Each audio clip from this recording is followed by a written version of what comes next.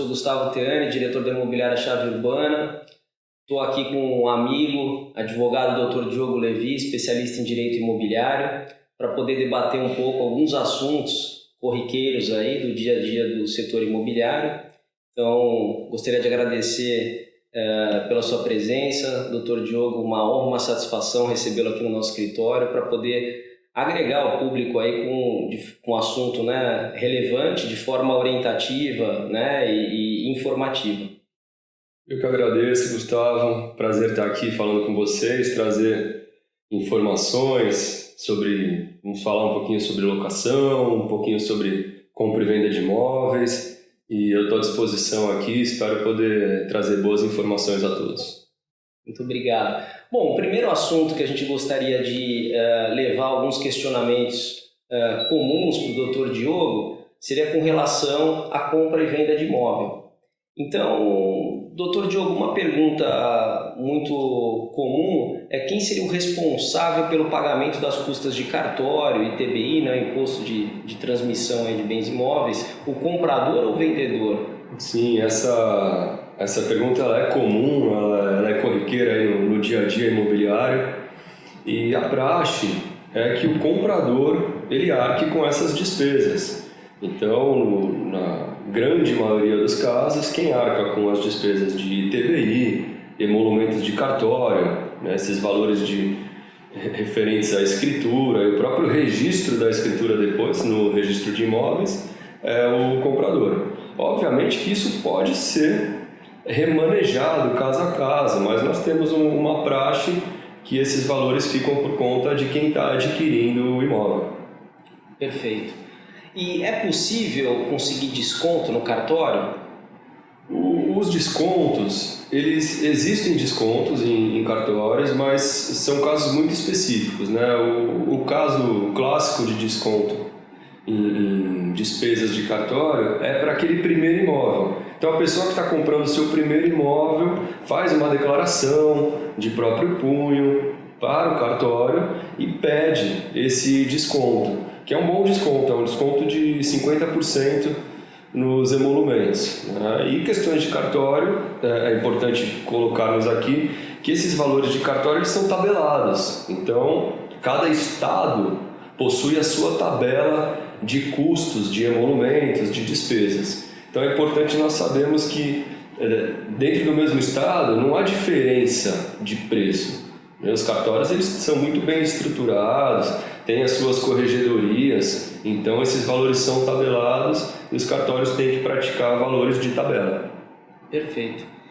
E qual que seria a diferença, doutor Diogo, né, que acaba gerando também um assunto que gera bastante dúvida, a diferença entre a escritura e o contrato de compra e venda, principalmente pegando um gancho, né, como a gente até estava discutindo um pouquinho antes desse bate-papo, visto que existe ainda, né, uma informalidade muito grande no país, com muitos contratos de gaveta, né, e sem o pessoal ter ainda essa questão do registro, né, evidenciada, né, da importância do registro, né? Então, tendo isso como base, essa pergunta da diferença da escritura aí do contrato de compra e venda. Essa pergunta é excelente, porque nós temos aí no Brasil inteiro muita dificuldade, muita irregularidade, e nós temos um histórico fundiário confuso e complexo no Brasil. Então, para adquirir um imóvel no Brasil, não é simplesmente através de um contrato particular, né, que muitos chamam de contrato de gaveta. Então, para que o comprador seja considerado dono, então ele precisa de algumas solenidades, algumas formalidades que estão lá no Código Civil, que estão na lei. Então, o comprador precisa, para ser o real proprietário daquele imóvel, ele vai precisar de uma escritura pública, que vai ser lavrada no tabelião de notas, né, com todas as despesas e toda essa solenidade do negócio, e depois ainda é necessário o registro da escritura num outro cartório, que é o cartório de registro de imóveis. E aí o que acontece no Brasil? Em vista dos custos, né, e de toda essa complexidade, é muito comum que as negociações, que essas transferências de imóveis sejam feitas por simples contratos particulares. Então, assim, se existe diferença, existe e muita. Porque aquele imóvel que não tem a escritura pública devidamente registrada, pensa comigo, esse imóvel ele pode ser vendido várias vezes. Então é uma insegurança muito grande para o mercado, uma insegurança jurídica enorme. Então os cartórios têm um trabalho muito importante, é fundamental para esse fluxo financeiro saudável, né? E os cartórios também têm muita relação com os bancos, porque os imóveis são utilizados em financiamentos, em garantias, né? Então, obviamente, quem tem um imóvel regular, ele vai ter um acesso a um crédito mais barato. Se você vai no banco tomar um empréstimo, sem um imóvel em garantia, os juros vão estar lá no alto. Agora, se você tem uma garantia para passar, né, para entregar ao banco, os juros serão muito mais baixos. Então, a questão da regularidade dos imóveis ela é fundamental para o desenvolvimento de um país. Então, essa pergunta é excelente, porque é mais barato fazer uma aquisição pelo contrato de gaveta, que nós chamamos assim, obviamente, mas também o risco é enorme, né? Então, por isso que nós temos aí tantas discussões e tantas brigas em relação aí a imóveis irregulares. Mas a orientação é sempre essa, para que o imóvel seja objeto de uma escritura com o registro de imóveis, apesar dos custos, é sempre válido. E poderia complementar da seguinte forma, para que seja avaliado se está certo o raciocínio ou não. Imóvel registrado está regular. Pessoa tem um contrato de gaveta ou tem qualquer outra forma, né, de documentação, pode ter, tem a posse, mas não tem a propriedade, o domínio do imóvel. Exato. Essa é a grande diferença, né? A posse é simplesmente aquela questão de fato, de quem está ali no imóvel naquele momento. Agora, a propriedade, né, que é um direito constitucional, a propriedade ela já envolve toda essa solenidade que eu falei, então precisa do registro, né? E obviamente o imóvel regular ele tem um preço de mercado muito melhor, ele é valorizado, porque ele traz segurança. Aliás, muita gente, né, não adquire bens irregulares, é muito comum ver imóveis que ficam assim, praticamente fora do mercado, pelo fato deles não terem essa regularidade documental. Perfeito. Na realidade, a próxima pergunta seria até dos impactos em não realizar o registro, mas a gente acabou também já abordando... Já exploramos essa questão. E um ponto também importante na transação de compra e venda, e que muitas pessoas às vezes também têm dúvida ou não se preocupam muito com esse procedimento que é de suma importância, a questão da due diligence, né, da avaliação de toda a documentação do imóvel, das partes, etc., na transação. Qual a importância disso, né, doutor Diogo, para uma segurança jurídica do negócio? Né? Sim, essa chamada due diligence ou auditoria prévia também, né, nada mais é do que uma análise, uma análise quanto mais aprofundada melhor, uma análise daquele imóvel que é objeto de determinada negociação. Então, isso vai depender do tipo de imóvel, né? Então, para um terreno, por exemplo, a questão ambiental é muito importante. Identificar se o solo pode estar contaminado, identificar quais as árvores, qual era a vegetação que estava lá. Então, imagine, seja para um terreno pequeno, né? Uma área pequena ou uma área grande, para um grande loteamento, não importa. Essa questão ambiental, ela sempre é muito importante. E nos imóveis já construídos ou até de loteamentos regulares, também é fundamental que o comprador saiba como está a situação do imóvel e do vendedor. Isso que é o mais interessante. Por que do vendedor, não só do imóvel? Porque se o vendedor tiver, por exemplo, muitas dívidas, essas dívidas elas podem ser transferidas para o imóvel.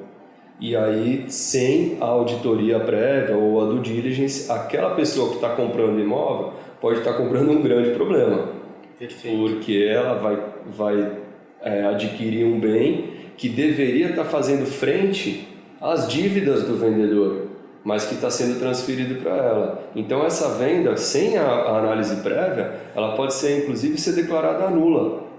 E essa venda anulada é prejuízo para todos. Então a due diligence ela é muito importante e, claro, ela vai variar muito de acordo com as circunstâncias de cada imóvel e até da quantidade de vendedores.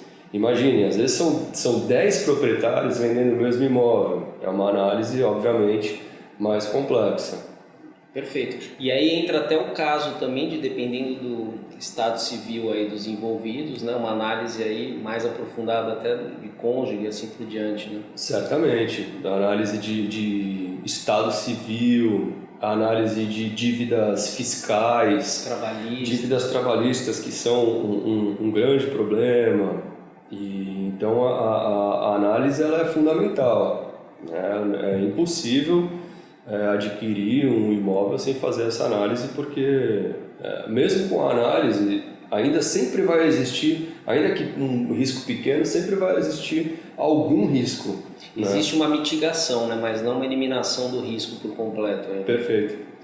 Se o vendedor tiver alguma restrição nesse caso, é necessária uma preocupação? Vai, logicamente, acho que depender do tipo de restrição encontrada, né? E aí que vai aquela análise circunstancial específica para cada caso, né? Isso também não quer dizer, quando a gente fala que tem que fazer uma análise, que se o vendedor estiver respondendo a um processo com um valor muito baixo, isso não vai inviabilizar a venda, né? O que inviabiliza, o que traz um risco enorme para o negócio, é quando o vendedor ele tem mais passivos do que ativos.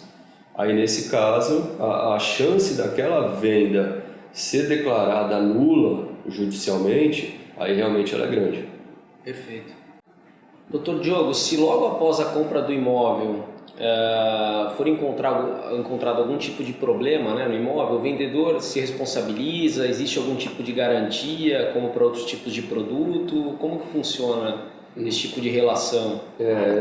Esses problemas são comuns, porque nós temos aí um grande fluxo, né, de venda de imóveis, e aí é importante nós dividirmos em duas divisões assim, muito distintas. Primeiro, a compra de pessoa física, né, feita de uma pessoa física. Então, aquela pessoa física vendendo para uma outra. Essa relação é Código Civil puro, né? Uma pessoa vendendo para outra, aí você vai utilizar os prazos do Código Civil, toda essa questão. Agora, quando quem está fazendo a venda é uma empresa imobiliária, aí essa empresa ela é regulada pelo Código de Defesa do Consumidor. Então nós temos aí uma outra dimensão com uma grande proteção ao consumidor. A empresa que está fazendo essa venda, né, uma incorporadora, uma construtora, uma loteadora, essa venda que está sendo realizada, né, da pessoa jurídica, ela vai ser aí, disciplinada pelo Código de Defesa do Consumidor, que tem outros prazos. Mas, respondendo objetivamente a sua pergunta, se houver algum vício no imóvel, né, aí nós temos um prazo para cada tipo de vício. Então pode ser um vício estrutural, pode ser um vício de um simples detalhe, uma questão menor. E aí tem os vícios redibitórios, que nós chamamos, são aqueles vícios escondidos, né? Os vícios ocultos. Então aí nós teremos um prazo de ação, um prazo prescricional para cada tipo de vício. É uma questão complexa e infelizmente faz parte do dia a dia forense, porque tem muita discussão em relação a isso. E que eventualmente poderia ser até vícios talvez inerentes ainda à construtora, ou eventualmente também algo de alguma reforma do proprietário, né, do imóvel. Também pode acontecer isso. A questão dos vícios ela é muito ampla, né? Ela pode vir inclusive de um imóvel vizinho. Perfeito. Então às vezes está sendo construído um prédio no terreno vizinho e por aquela questão de alteração de estrutura, do estaqueamento, isso tudo pode ter um reflexo no imóvel circunvizinho. Então também já é uma outra questão, mas que envolve, né, aí os vícios também, os vícios construtivos. E aí temos normas da ABNT que também tratam de forma muito detalhada essa questão dos vícios construtivos. Isso envolve também um trabalho técnico de perícia, de engenharia e muitas discussões em relação ao tema. Perfeito. A última pergunta sobre esse tema de compra e venda, doutor Diogo, se o imóvel for de um herdeiro menor de idade, né, é possível a realização da venda? Sim, é possível. Seja um menor de idade, seja uma pessoa que apresente algum problema de saúde, né, que nós chamamos de que pode ser um absolutamente incapaz, né? Então, a depender do caso, essa pessoa vai ter que estar representada por alguém. Então, uma pessoa que não está aí nas suas capacidades totais, ela pode ser representada por um curador, né? Um herdeiro menor, ele também vai ser representado, né? Você tem aí a curatela, você tem várias questões de representação para que aquela pessoa que ainda não tem juridicamente condições de exercer a sua vontade, porque é isso que a lei fala, aquela pessoa não tem condições de exercer vontade até determinada idade, né? Que pode ser 18 anos ou 16 com emancipação. Então alguém vai declarar essa vontade em nome dela, é a representação. Mas é muito comum no dia a dia de compra e venda de imóveis, um imóvel ali ele está vinculado a um inventário, e aí tem que pedir um alvará para o juiz, né, para liberar aquele imóvel, ou como o Gustavo colocou, tem menores envolvidos e serão representados também. Perfeito. Isso faz parte do nosso dia a dia. Bom, agora o tema seria locação, né, de imóveis. Então, algumas dúvidas e questionamentos aí corriqueiros com relação à locação de imóvel. Quais os tipos de garantia locatícia, doutor Diogo, né, que são assim respaldados pela famosa lei do inquilinato? A lei do inquilinato, nossa famosa lei do inquilinato. É importante para determinadas locações, isso é legal nós falarmos, porque há alguns locadores, alguns proprietários que preferem fazer os seus contratos de locação sem garantia. Existe também essa possibilidade, porque o contrato sem garantia, ele tem um despejo muito mais rápido.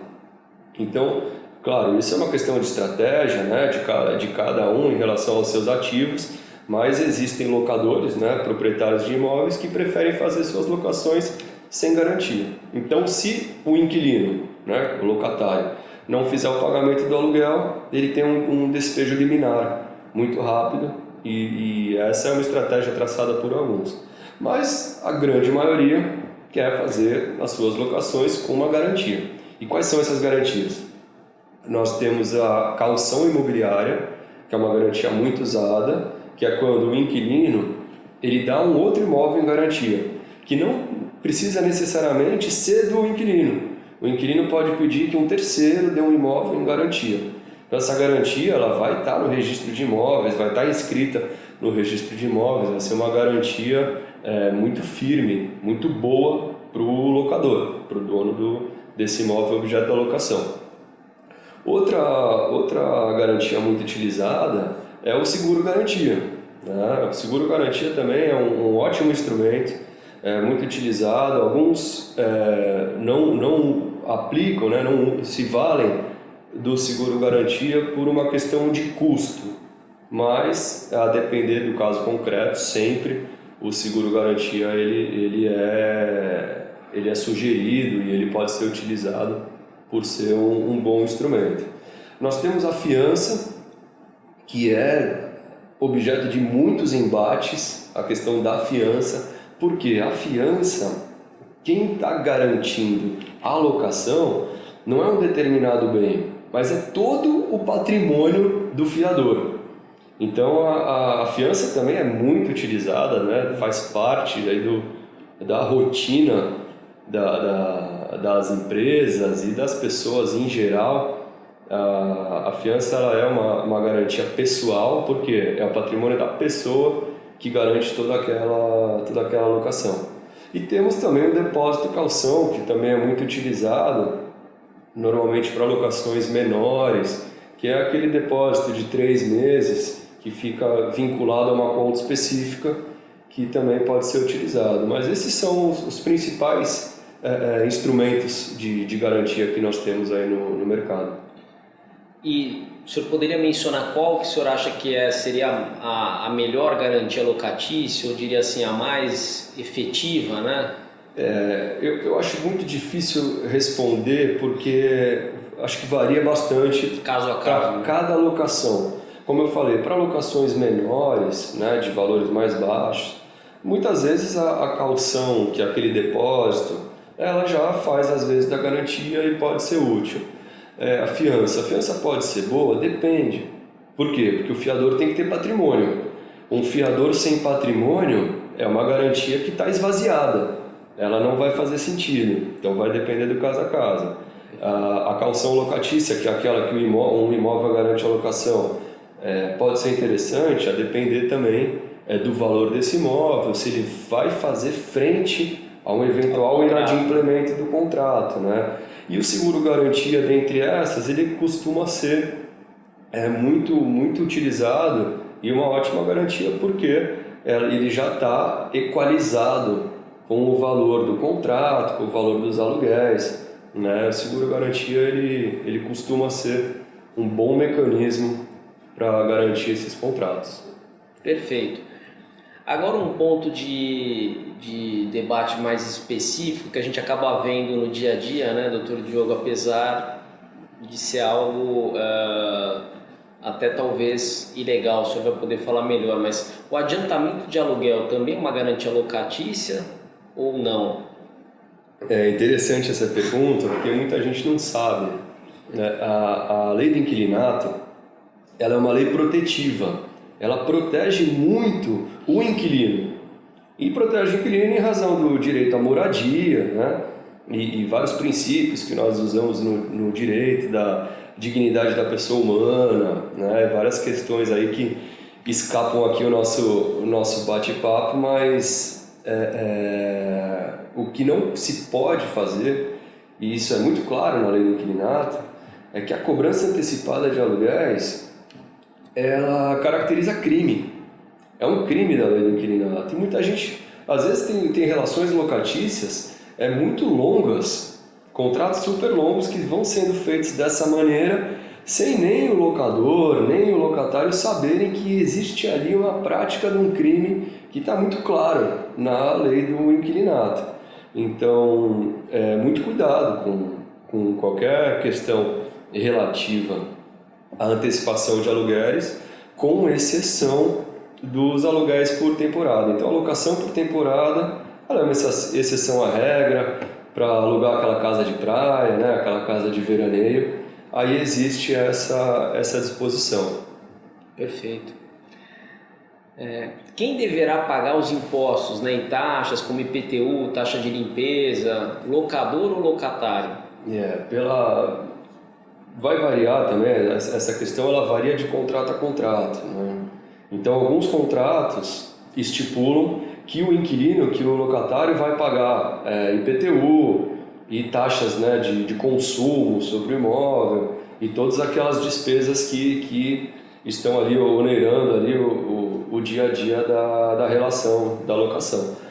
Agora, de todo modo, né, o que parece, isso também varia de casa a casa, mas seria interessante sempre que o inquilino pagasse as contas de consumo, as despesas de consumo, água, luz, gás, e aí também pode entrar o condomínio, né?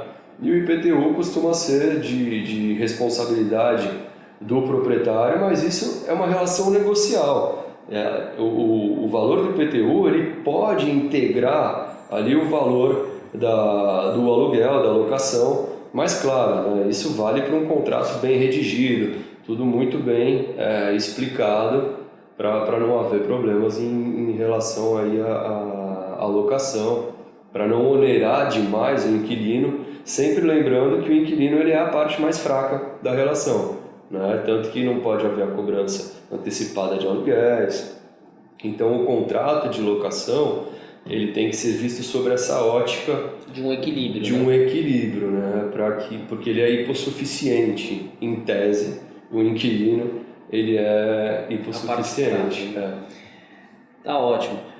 E quais os índices de reajuste aí usados atualmente nos contratos de locação e o senhor entende aí que seria o mais efetivo atualmente, né? Olha, Gustavo, o índice de locação teve muita discussão, principalmente na pandemia, né? Muitas renegociações em relação a índice, mas nós temos aí uma praxe nos contratos que os índices utilizados costumam ser o IGPM ou o IPCA, né? Existe um índice novo que é o IVAR, mas que não está sendo muito aceito pelo mercado, né? Pelo menos por enquanto. Certamente alguns contratos já utilizam esse novo índice, mas índice de reajuste é uma questão delicada, porque pode onerar demais tanto o inquilino quanto o locador. Sim. Né? A depender... Pode gerar um desequilíbrio, né? Pode haver um desequilíbrio, né? Como nós vivemos uma economia que oscila muito, pode haver alguma discrepância no meio do caminho, um índice que sobe demais, e claro, isso aí vai ser objeto de negociações, de renegociações, mas é importante em relação aos índices, né? É muito legal nós termos essa ideia de um dever de renegociar. A ideia de renegociação é muito interessante para escapar da justiça, para diminuir custos, né? Então, quando as partes conversam, se entendem, é sempre muito salutar que exista assim um dever de renegociação. Isso, inclusive, alguns contratos trazem essa cláusula. É importante que as partes tentem renegociar em caso de alguma discrepância. Então, para fugir, né, da justiça que tanto demora, todos nós sabemos, é interessante essa ideia de renegociação. Que acaba sendo o melhor caminho, né, doutor Diogo? Sempre tentar evitar a justiça e ter uma conciliação entre as partes, amigável, né? Até como o senhor comentou, com a pandemia o IGPM chegou a bater quase 30%, bem próximo disso. Então, quer dizer, realmente uma estratégia de redução, algo nesse sentido, teve que ser praticado aí, né, entre as partes para poder gerar uma conciliação e até uma manutenção, né, dos contratos, né? Sim, essa ideia de manter o contrato é interessante, que o Gustavo colocou, né? Então, o contrato ele é feito para ser cumprido, né? Ele é feito para ter o começo, o meio, o fim e talvez até depois ser prorrogado.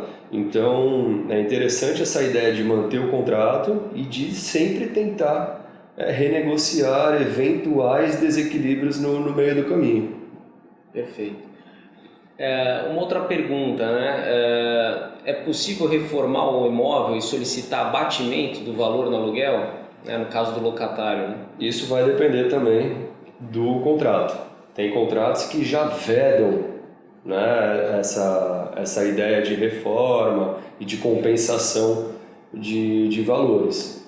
Aí, se o inquilino faz uma reforma sem autorização do proprietário, né, aqui nós estamos trabalhando hipoteticamente, sem um contrato específico, mas pensando se isso ocorrer, o inquilino vai estar vulnerando, vai estar descumprindo o contrato, né? Isso poderia ser inclusive um objeto de despejo, né? Poderia dar ensejo a uma ação de despejo. Então, é aquilo que nós estamos falando. A ideia do diálogo ela é interessante e, claro, o contrato, né, muito bem elaborado no diálogo entre as partes, para que não haja esse tipo de discussão depois, ou às vezes textos ambíguos que causem dupla, tripla interpretação, né? Quanto melhor isso puder ser reduzido, esse tipo de discussão, melhor para todos e melhor para o mercado como um todo.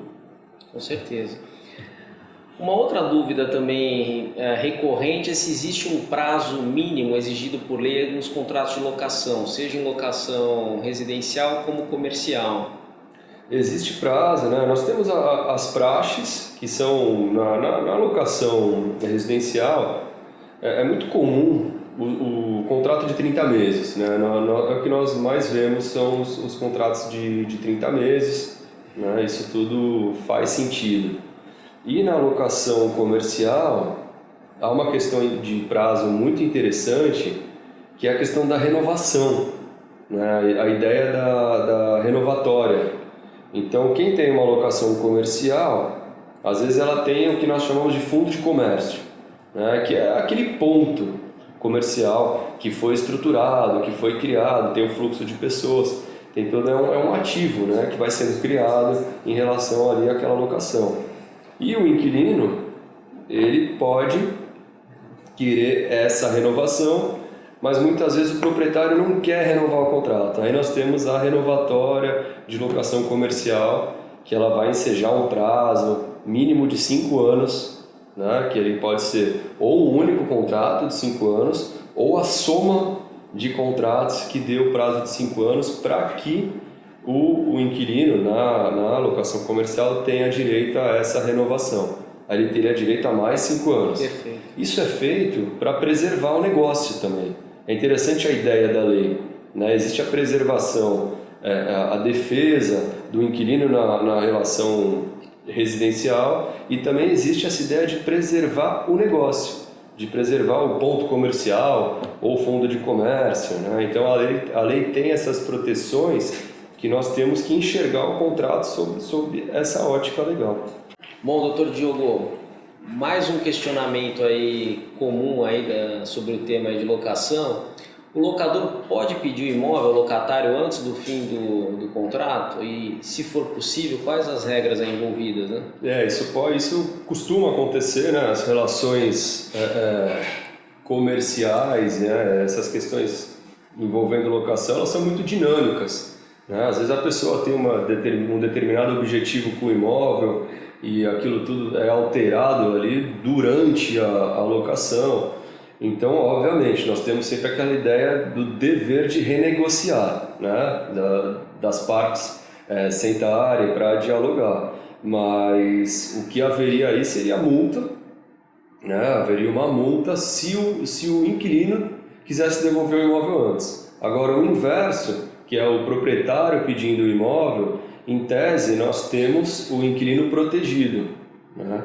E aí, claro, existem algumas especificidades, porque o imóvel ele pode conter cláusula de vigência. Essa cláusula de vigência averbada no cartório de registro de imóveis, ela deixa o inquilino numa condição muito segura. Ele fica muito confortável até o final do cumprimento daquele contrato, de acordo com a cláusula. Então, a depender da locação, essa cláusula de vigência protege bastante, né, o locatário e o inquilino. E, claro, as partes podem sentar, chegar a um acordo, a um diálogo. Perfeito. E o locador pode realizar a venda do imóvel mesmo ele estando alugado? Olha, Gustavo, essa questão da venda também é legal você ter tocado nesse ponto, porque é muito comum também, né? O imóvel ele está ali no mercado, pode aparecer, né, um interessado, um comprador no imóvel, e o imóvel ele está ali alugado por um prazo de 1, 2, 3, não importa, mas o imóvel está lá, objeto de uma locação. O que o inquilino tem, né? O que a lei confere aí ao inquilino? O chamado direito de preferência. Então, o inquilino ele tem a preferência na aquisição do imóvel. Então, veja como o locador, aí, o proprietário, ele fica numa posição relativamente delicada, porque ele tem que cumprir determinadas regras, ou seja, ele tem que respeitar o direito de preferência do inquilino. Então, ele tem que notificar o inquilino, né, e falar, olha, aqui na notificação eu recebi uma proposta, o valor é tanto, você quer exercer o seu direito de preferência? Né? Porque aí aquele interessado que deu a proposta, ele ficaria sem o imóvel, a não ser que depois ele subisse a proposta. Isso também pode acontecer, né? Mas aí o inquilino pode exercer o seu direito de preferência. E essa questão da preferência é importante que ela esteja, né, que o contrato esteja também inscrito no registro de imóveis, né, para que essa preferência seja conferida ao inquilino. Porque se a preferência não for respeitada, aí pode haver uma nulidade, pode haver uma discussão e, em tese, essa venda feita em desrespeito à preferência, ela é ineficaz, em relação ao inquilino, ela não produz efeitos em relação ao inquilino. Então imagine a confusão jurídica, né, que o desrespeito à preferência pode gerar. Tá ótimo. Bom, gostaria de agradecer novamente a atenção, né, do Dr. Diogo aqui conosco, com o público em geral, respondendo esses questionamentos, tanto referente à locação, compra e venda. E, se possível, em breve, iremos também tentar promover um outro bate-papo como esse, que eu acho que é muito importante, né? Sempre a gente tentar levar um conteúdo significativo e relevante, né, do setor imobiliário para o pessoal que tem interesse em sempre acabar conhecendo um pouquinho mais. É isso, eu que agradeço o convite, Gustavo, é um prazer estar aqui com vocês, trazendo essas informações, né? Então, consultem sempre um advogado, é importante que tenha a orientação correta, e agradeço aqui o tempo e fico à disposição.